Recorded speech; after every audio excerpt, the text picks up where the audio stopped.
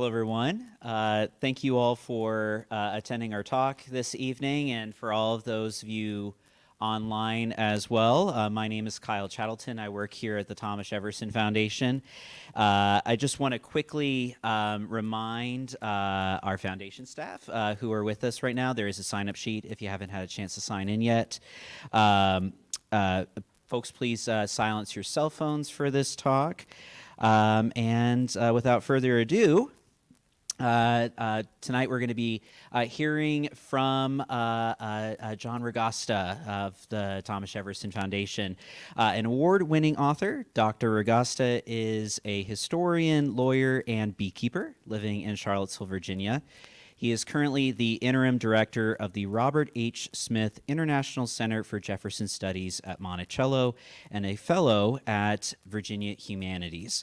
He has taught history and law at the University of Virginia, George Washington University, Hamilton, Oberlin, and Randolph Colleges. His new book, A Constitutional Way, Patrick Henry, Thomas Jefferson, and a Loyal Opposition, is forthcoming from UVA Press in 2023. Before returning to academia, Dr. Ragosta was a partner at Dewey Ballantine, LLP. Ragosta has both his PhD and JD from the University of Virginia. He also holds a Bachelor of Science in Physics Chemistry with a double major in philosophy. Dr. Ragosta is a frequent commentator and lecturer and welcomes opportunities to speak to diverse audiences about his publications or other topics in history and law, which I think we're going to do this evening. So without further ado, please help me welcome Dr. Ragosta.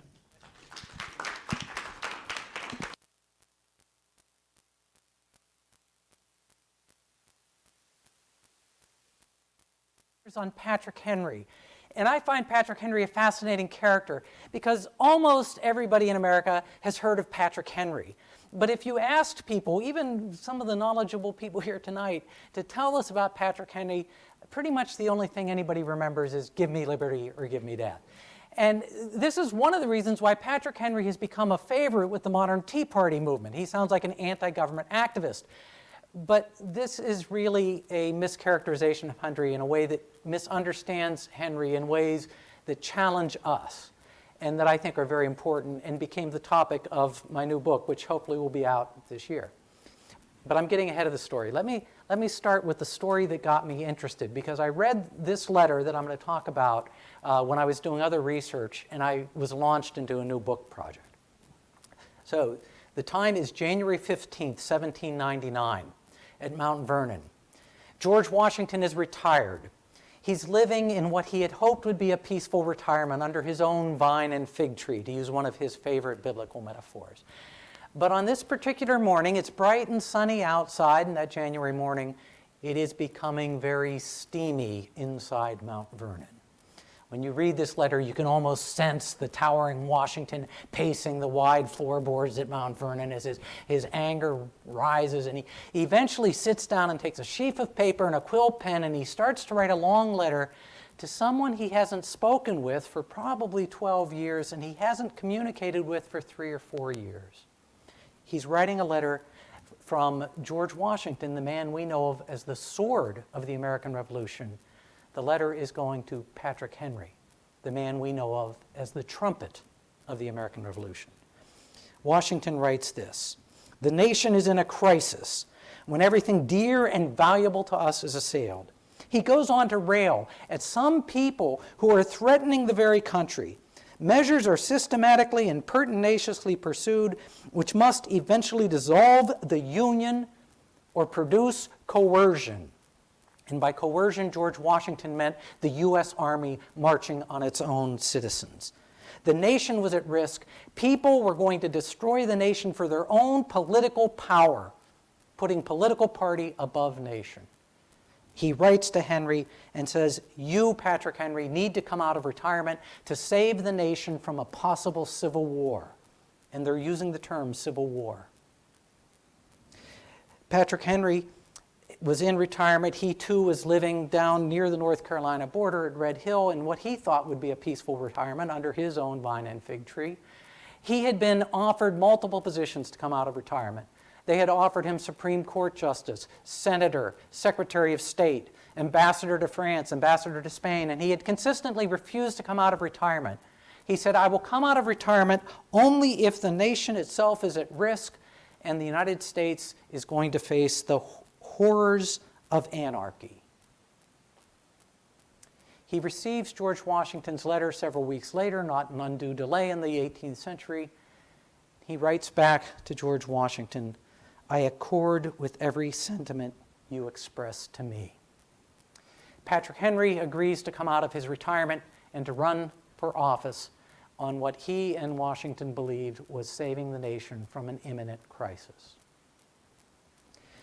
So who was it that was causing the crisis? Who were these people putting their own political power above the nation's interest and threatening a civil war when the nation was less than 10 years old?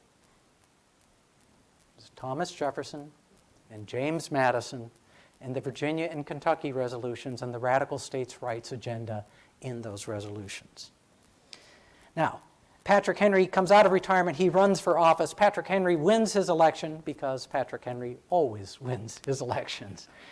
But he dies before he can take office. He dies that June. It's written by John Randolph of Roanoke. Some of you will be familiar with him. He becomes one of the great Jeffersonians. He writes that had Patrick Henry lived, Thomas Jefferson would never have been elected president. So that's the story that I read a number of years ago and launched me into this project. And it struck me as fascinating because, first of all, this was a story that I wasn't familiar with. I hadn't heard before. So what happened? Why is Patrick Henry taking this position against Jefferson and Madison? Henry and Washington taking against Jefferson and Madison. And secondly, why is this not a bigger part of history? I had finished my PhD at that point. Why had I never heard this story before? And so I want to talk about those two things. So what is going on with this story? And I think we need to start a little bit history lesson to understand where things are going. So let's take a step back from 1799 to 1788 with the ratification of the U.S. Constitution. You will recall Patrick Henry is the great anti-federalist of the ratification debates. He's trying to stop the ratification of the Constitution. We have a hard time believing that today, but he believed the Constitution was going to create a government too powerful. We can believe that. Too distant from the people. He thought it needed to have a Bill of Rights. We recall the original Constitution had no Bill of Rights. He thought the presidency squints toward monarchy. Henry has a way with words. It squints towards monarchy. So he opposes ratification of the Constitution. He becomes the intellectual godfather of the states' rights movement. But he loses. The Constitution is ratified. And then what happens? Almost immediately after the ratification of the U.S. Constitution, we get the French Revolution. And the new United States, for its first 10 years, is going to be wrapped up in foreign policy issues.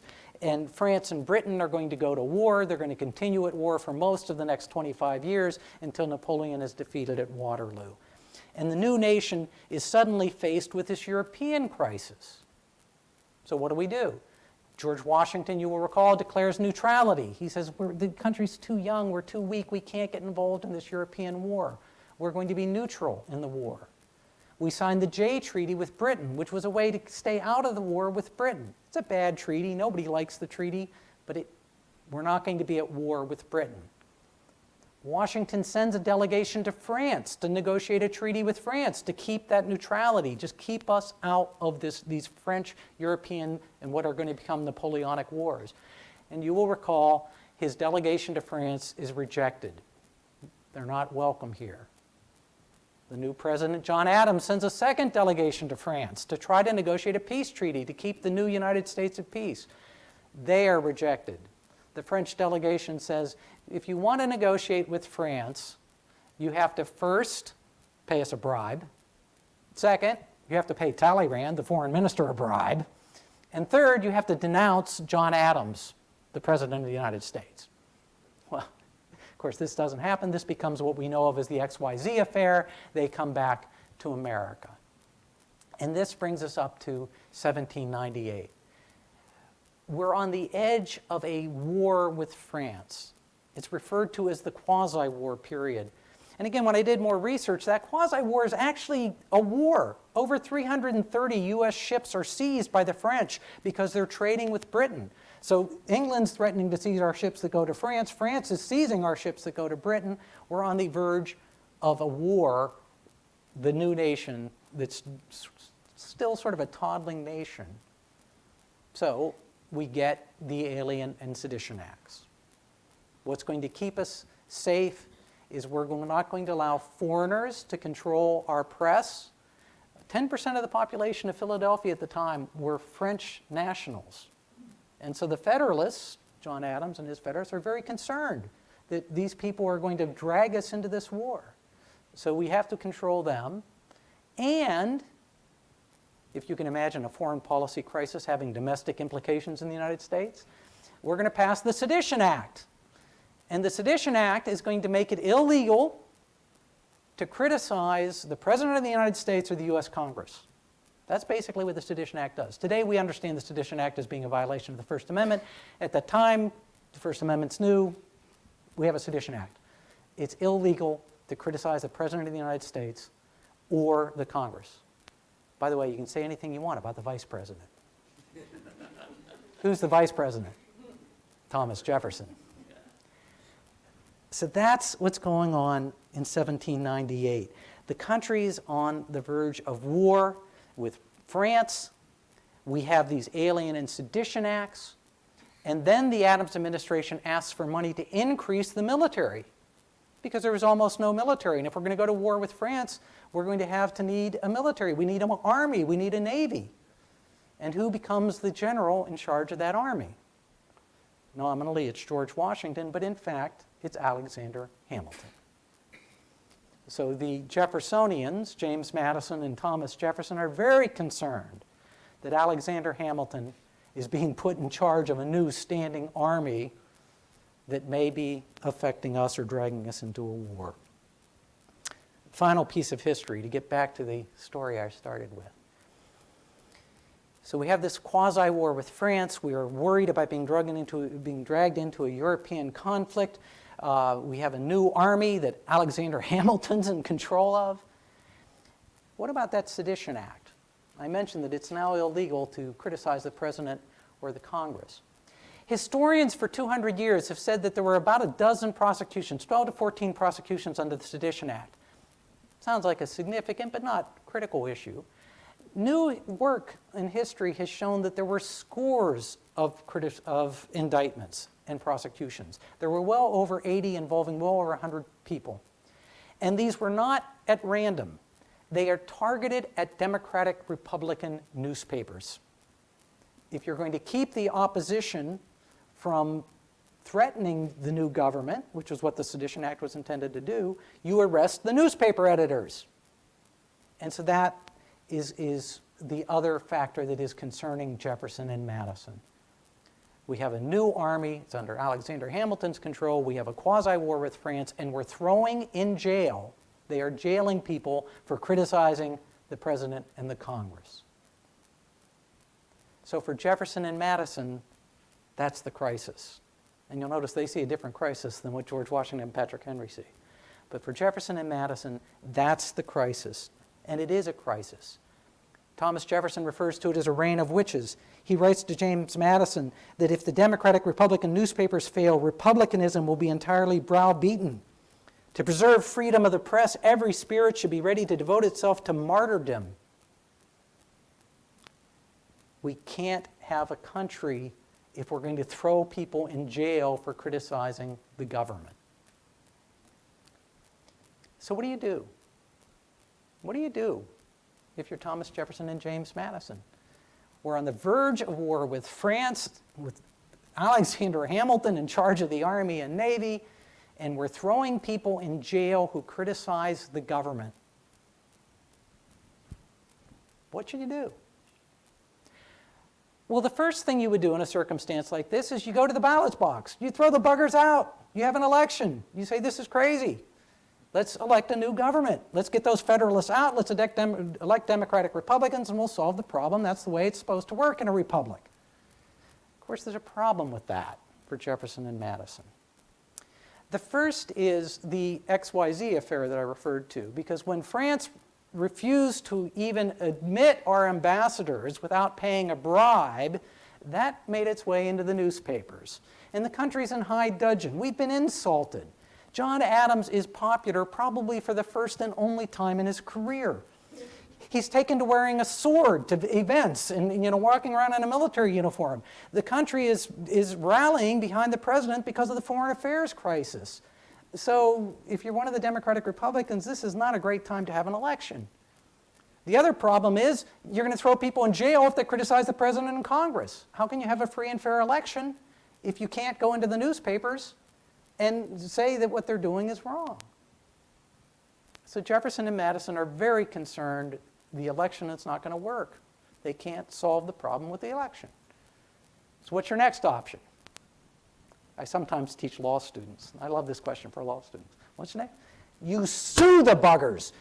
It's unconstitutional. You take them to court, you get the law struck down. The Sedition Act is a clear violation of the First Amendment. Madison knew it. You sue them.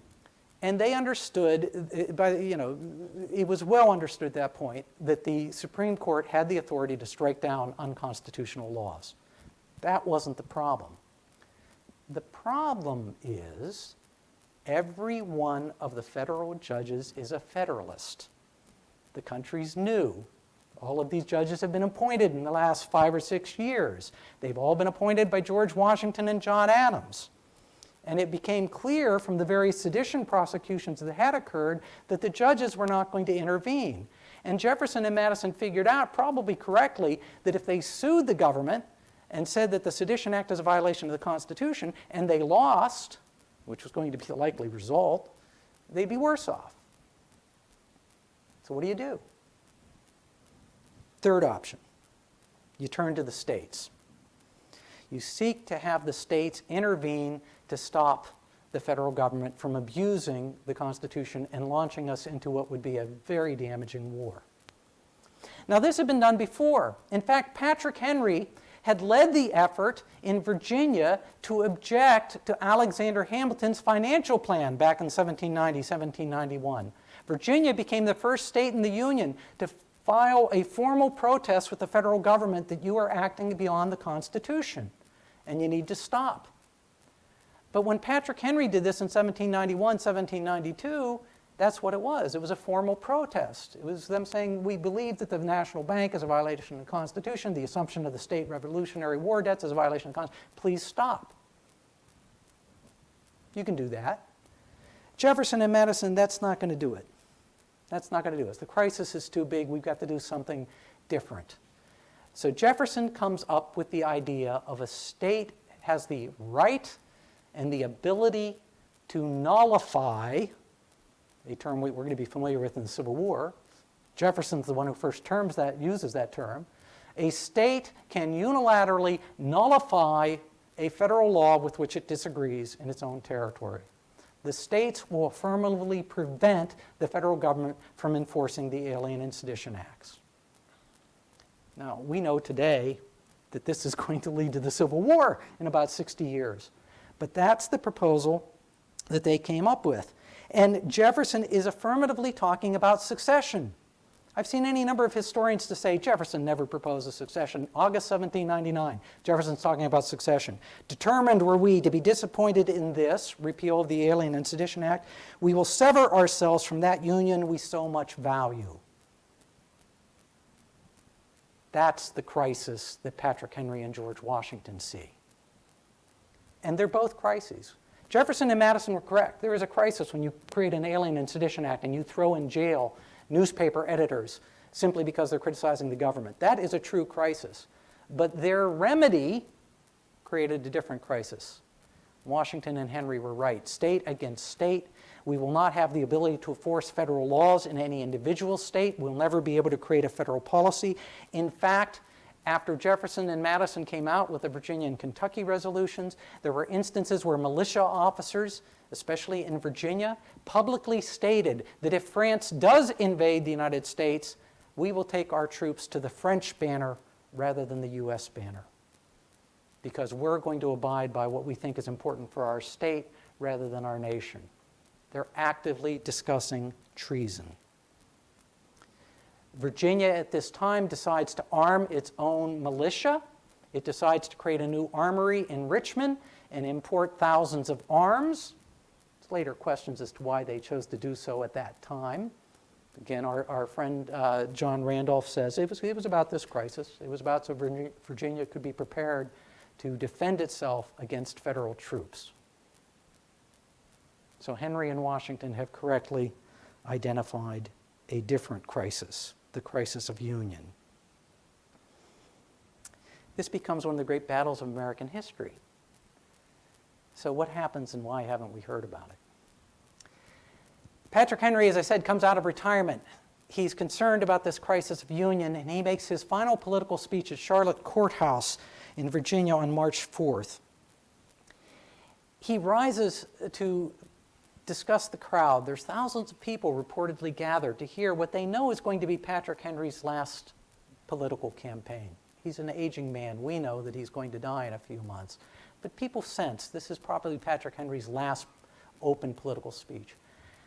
It is said he rises from a chair at a tavern across the street from the courthouse. He is bent, he's old, he's wearing a cap on his head. He seems to be weak. But as he begins to speak, he rises to his full height. His voice booms out with that voice that had driven people forward in the Revolution. It's written that a wonderful transformation comes over the man. And suddenly he's Patrick Henry, the trumpet of the Revolution once again. And he tells the gathered crowds, he says that I have been reading the newspapers and they have planted thorns upon my pillow. And he says to them, Virginia is to the federal government the same way Charlotte County is to Virginia. And Virginia has no more right to interfere with the laws of the federal government than Charlotte County has to interfere with the laws coming out of Richmond. He tells them such opposition on the part of Virginia to the acts of the general government must beget their enforcement by military power, civil war, foreign alliances. Virginia is going to face a federal army under the command of George Washington, the father of our country. And he turns to the crowd and he says, who will dare to lift his hand against the father of his country, to point a weapon at the breast of the man who had often led them to battle and to victory? It's an 18th century electoral campaign, though. People have been drinking, because they do in the 18th century. Patrick Henry rises up. Who would dare to raise their hand against the father of their country? He's drunk in the crowd. We know his name, John Harvey. I would. Patrick Henry turns on him, rises up, glares. You can just imagine. He stares at him. You dare not do it. In such a parricidal attempt, the steel would drop from your lifeless arm. This is Henry at his best. This is Patrick Henry from the Revolution. They're about to destroy the country. And I'm telling you, we're going to have a war if you continue down this path. We're going to have a civil war.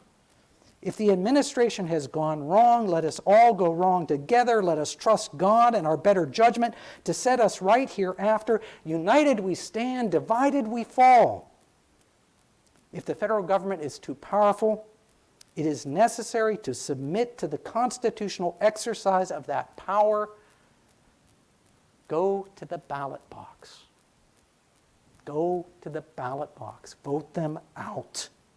You can never exchange the present government but for a monarchy.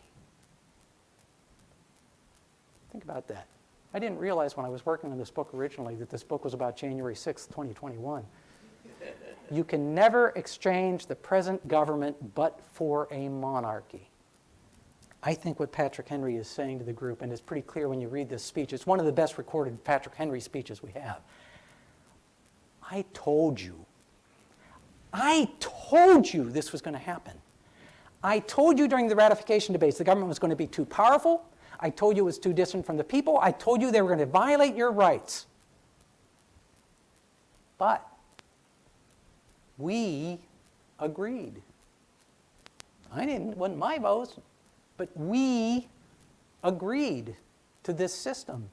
And the way a republic works, the way a democracy works, is that we agreed, and therefore we have to go on. And if you want to change the system, you got to do it in the electoral box. You got to do it in a constitutional way, which is Patrick Henry's words, a constitutional way. By the way, it's going to be the title of the book. One of my readers actually suggested it. I hadn't figured that out. But you must change things in a constitutional way. Patrick Henry wins this election. He died on June 6th of that year, before he could take office. And as I mentioned, had he lived, Thomas Jefferson is probably not elected president. It gets complicated. I'd be happy to answer a question that relates to the Electoral College, something we're familiar with, how the Electoral College was already being manipulated sort of in a winner-take-all manner, but Patrick Henry probably would have blocked that. So what happens? Well, most histories report the story, Thomas Jefferson wins. The Revolution of 1800, he's elected president, we become a Jeffersonian nation, a Jeffersonian republic, and everything moves forward pretty much as we remember in history thereafter. But I think that really misses an important part of the story. And as part of the story, some of you have heard me talking about Patrick Henry before, but as I've finalized this work, I've really come to a different understanding of Jefferson. Because Jefferson doesn't win. The first election after the Kentucky and Virginia resolutions come out, the first election after Patrick Henry gives a speech and George Washington enlists him, in fact, Jefferson's Democratic Republicans are shellacked in the congressional elections of 1798, 1799. To give you an example, South Carolina, North Carolina, and Georgia, going into those elections, they had 3, 1, and 0 Federalists in the government. Okay, so slow down a minute, John. South Carolina, North Carolina, and Georgia. 3 from South Carolina, 1 from North Carolina, 0 from Georgia are Federalist members of Congress. Once it got out that the Democratic Republicans are threatening the nation itself, they're threatening basically disunion, in that new election they had 5, 5, and 2. So they went from a total of 4 Federalists from the Deep South to 12. They got shellacked. Not only did they lose in the congressional elections, but it was worse from Jefferson's perspective. In Virginia, one of the people elected to the new Congress, a Federalist, John Marshall. And because John Marshall was elected, and he's not only elected, he's elected with Patrick Henry's assistance, because it is rumored during his election, he's competing against an entrenched Democratic Republican from Richmond. He has to flip the seat. It's rumored that Patrick Henry supports the Democratic Republican, which was a reasonable rumor. We knew that Patrick Henry was the godfather of states' rights. Wouldn't Patrick Henry be on Jefferson and Madison's side? Somebody writes to Patrick Henry and says, it's reported here in Richmond that you're supporting John Clompton in this election against John Marshall. He writes back and he says, that's completely false. He says that I am on Marshall's side. What the Democratic Republicans are doing is wrong. One of the interesting things in the letter, he says, tell Marshall I love him. I love him because he was a true patriot and because he's actually representing true American interests. John Marshall was elected because of Patrick Henry's support, and because John Marshall was elected, he becomes the Supreme Court's Chief Justice. Henry Lee, Light Horse Harry Lee, is elected in this election as a Federalist. Another person who Jefferson doesn't like. He writes a history in the early 19th century that trashes Jefferson, in particular his role during the Revolution. The Democratic Republicans were shellacked in that first election. But this is and I think that's been missed in a lot of the histories. But there's a second part that I think even more importantly the Jeffersonians have missed. And that is Jefferson and Madison realized pretty quickly they had gone too far. Madison, within 10 days of the Virginia resolutions being adopted, is writing Thomas Jefferson saying, you know, perhaps we went too far with this. He writes Jefferson, it is to be feared that their zeal, the Virginia legislatures, and keep in mind, Madison's the author of the Virginia resolutions. He's talking about resolutions he wrote. It is to be feared that their zeal may forget some considerations which ought to temper their proceedings. The people would shield the General Assembly against the charge of usurpation and the very act of protesting against the usurpations of Congress. Madison is writing to Thomas Jefferson within about 10 days saying that this idea of nullification, this idea of the states interfering with federal authority is usurpation. And we're complaining about the federal government abusing its authority. And Tom, I think we've gone a little too far here on states' authority. And I believe that Madison and Jefferson backpedal very significantly.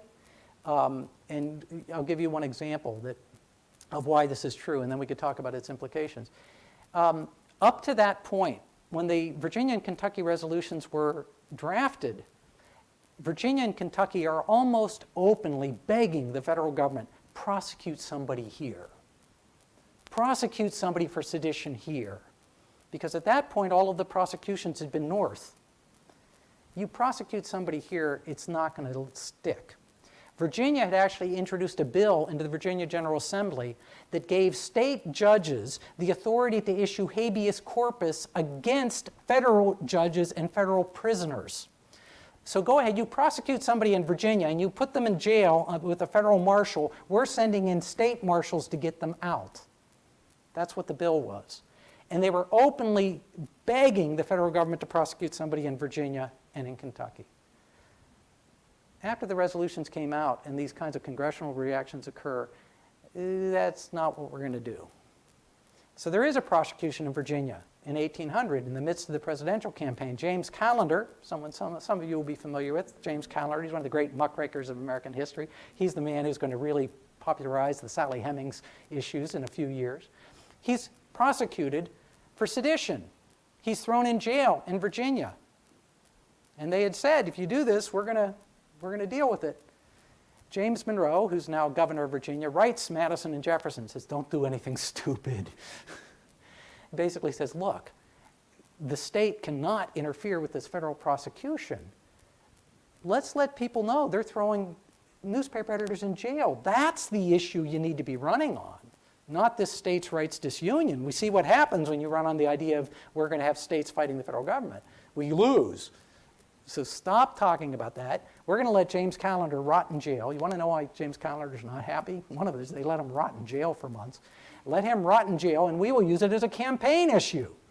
Because, now let's focus on the Sedition Act rather than states' rights. So Jefferson does win in 1800, the Revolution of 1800, but that revolution critically is not about states' rights. It's about the Sedition Act. It's about the government being too powerful and the government interfering with people's individual rights and the need to have a more democratic system.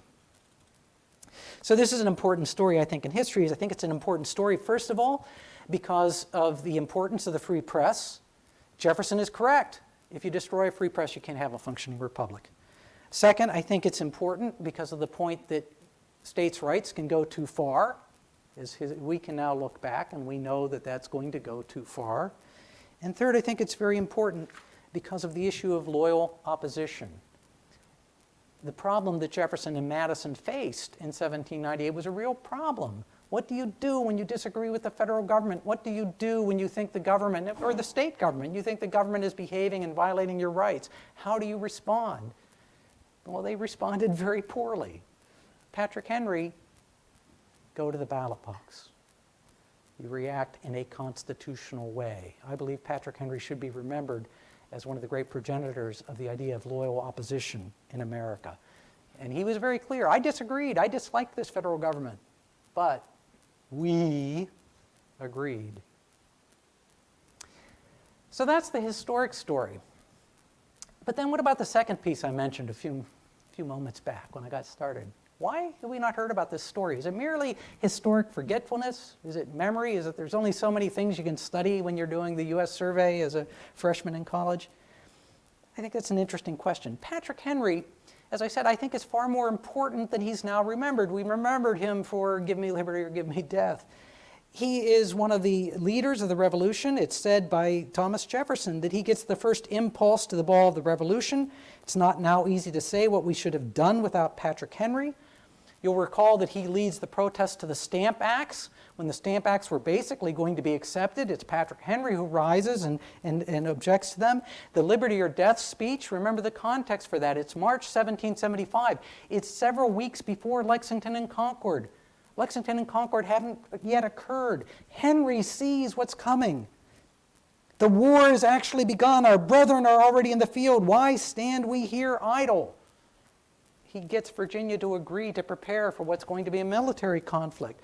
Patrick Henry becomes the first governor of the state of Virginia. He's one of the governors who leads getting supplies to Valley Forge when he gets the letter from George Washington. He's the governor in Virginia who leads the George Rogers Clark effort to take back the Northwest Territories. So we have the states of Ohio, Indiana, Illinois, Michigan, Wisconsin, Minnesota, partially because of what Patrick Henry does. He then becomes the leading anti-federalist in the Constitution debates. Now he loses, but legal scholars today realize how important the anti-federalists are for helping us to understand what the Constitution does. They lead the battle to bring in the Bill of Rights. We get the Bill of Rights because of the anti-federalists. And then he becomes the loyal opposition in 1799. So why is Patrick Henry not better remembered? And why are people, by the way, saying this as soon as 1815? By 1815, people are writing, why is Patrick Henry the least well-known of the important American founders? Well, I think there's several reasons for that. I mean, first is that Patrick Henry was not as concerned about his legacy as some others. George Washington, Thomas Jefferson, Benjamin Franklin, John Adams, they were very concerned about what you and I were going to be thinking about them.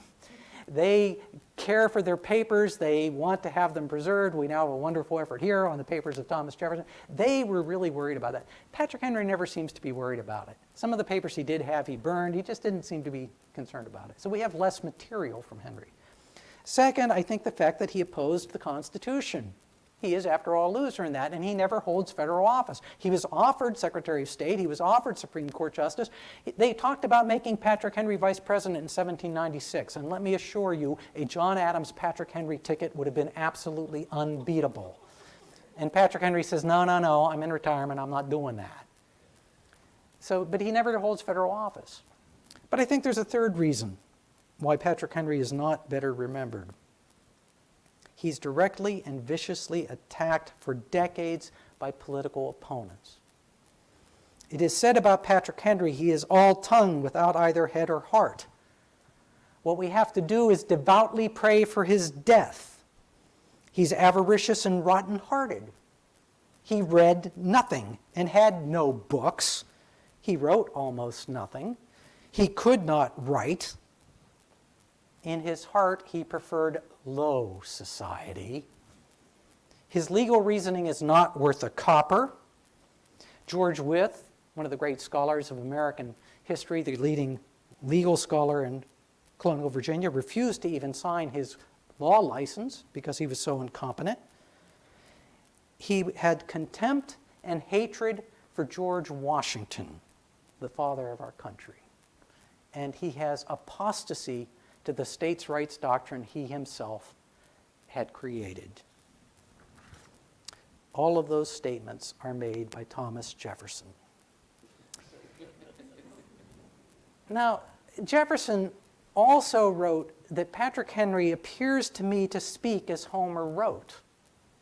He recognizes that Patrick Henry is perhaps one of the greatest speakers of all time, certainly in American history. And we know that some of the things he says about Patrick Henry are ridiculous. The idea that he had contempt and hatred for George Washington. Again, this story pretty much shows that. The idea that he was not a competent lawyer.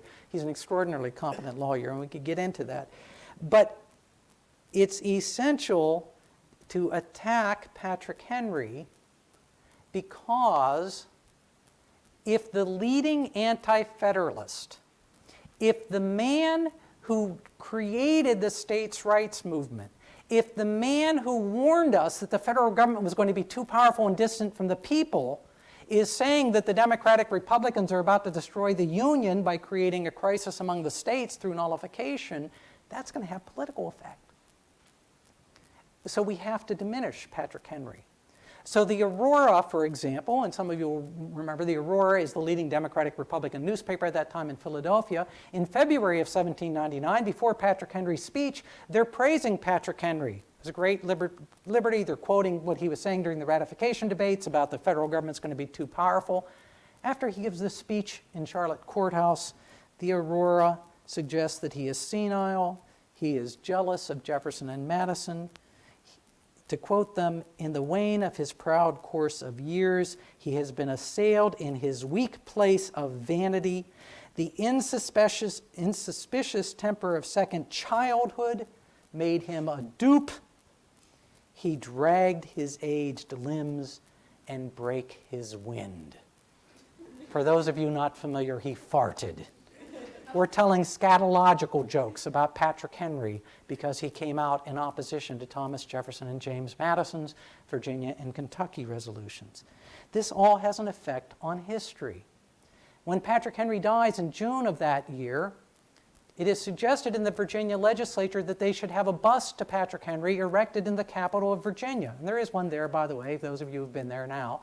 But at the time, we should have a bust to Patrick Henry. He's the first governor of the state of Virginia. He is elected at that time and still today. No one has ever been elected governor of Virginia more often. He was elected 6 times, served 5 times.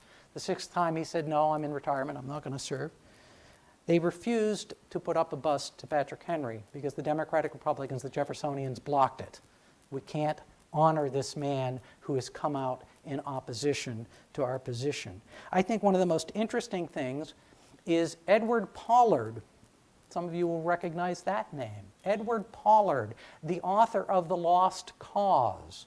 The Lost Cause is written by Edward Pollard, who is an unrepentant Confederate after the Civil War, and he argues in The Lost Cause that the Civil War wasn't about slavery.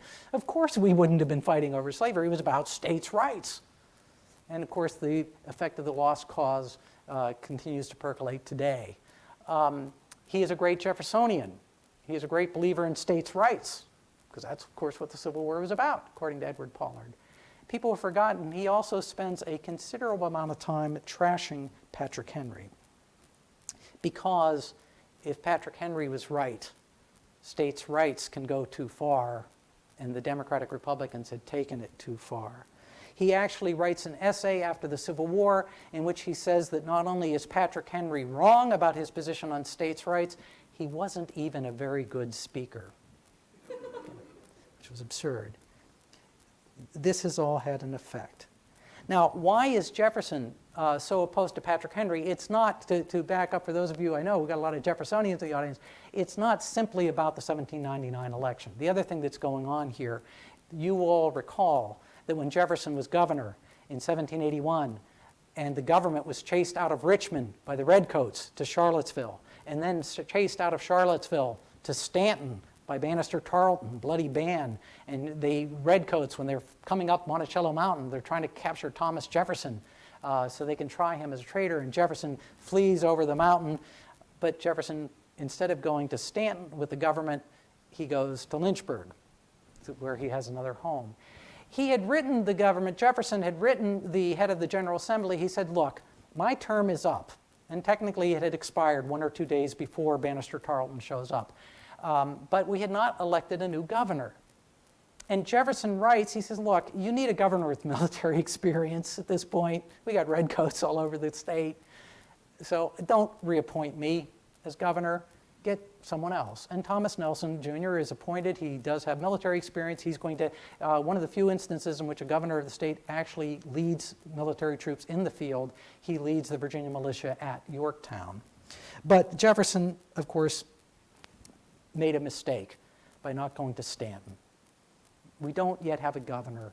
Jefferson should have, in hindsight, and I think he would agree, he should have gone to Stanton.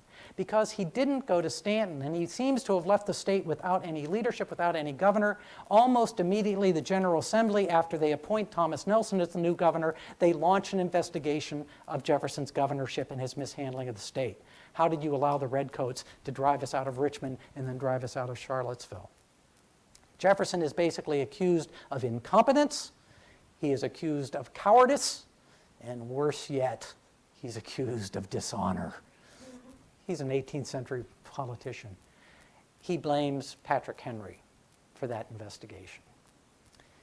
Now, history, by the way, is not particularly clear as to whether Patrick Henry was responsible for that investigation or not. I think he probably was. Biographers of Henry disagree on that issue. I think he probably was, and I could explain why.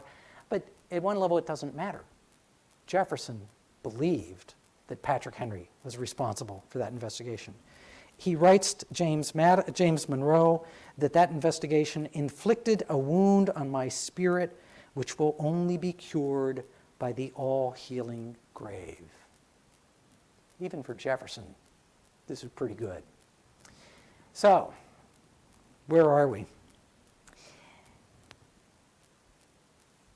Patrick Henry has been diminished in history because of the 1799 investigation, but he was also diminished in history because of Thomas Jefferson doing everything he could to diminish Patrick Henry's memory. We can easily forget that these great founding fathers, and Jefferson does great things for the country. He's not a marble statue. He's a living politician. I tell people that, we know of Jefferson's conflicts with Alexander Hamilton. That was political. He never had a personal beef with Hamilton. Patrick Henry was personal. Patrick Henry had accused him of incompetence, cowardice, and dishonor. So that motivates Jefferson considerably. So how do we make sense of all this? I want to say, first of all, as I've said before, first thought, Jefferson and Madison were right. There was a reign of witches, and you can't run a republic if you believe that the press is the enemy of the people. A functioning press is critical in a functioning republic. Second, you have the Kentucky and Virginia and the crisis that Henry and Washington had correctly understood, and it is the job of a loyal opposition, it is all of our jobs to take our issues to the ballot box. Third issue, I think that Jefferson, as I said, I think that we need to rethink Jefferson's presidency. Those of you that understand Jefferson, have studied Jefferson, will know Jefferson is accused of hypocrisy in his presidency. And that's not a new historian's objection. People were saying it in 1802, 1803, 1804, because Jefferson does not do, as president, what he said he was going to do in the 1790s. I will suggest in this book that I think historians have misunderstood. Jefferson is not so much a hypocrite as he's doing what we would like our politicians to do. He's reconsidering. He's taking a half step back. He and Madison realized that some of the things they were talking about in the 1790s were going to lead to disunion and destroy the country. And so a lot of the accusations of hypocrisy because he wouldn't implement the radical states' rights that he had been talking about in the 1790s, I don't think of as hypocrisy. I think of it as Jefferson and Madison being chastened, realizing they had gone too far, and re-upping their position. And then finally, what about remembered history? What about why is this story not known? Well, we need to all remember, as I think most of you do, history is not simply lived, it's also written. And when Patrick Henry dies in 1799 and the nation becomes a Jeffersonian republic for many, many years thereafter, Jefferson and the Democratic Republicans are very, very successful in recharacterizing Patrick Henry as a bad politician, an apostate, a bad lawyer, great speaker. They couldn't deny that. But everything else we're going to try to deny about Patrick Henry. So with that, thank you all very much, and I'd be very happy to hear your questions.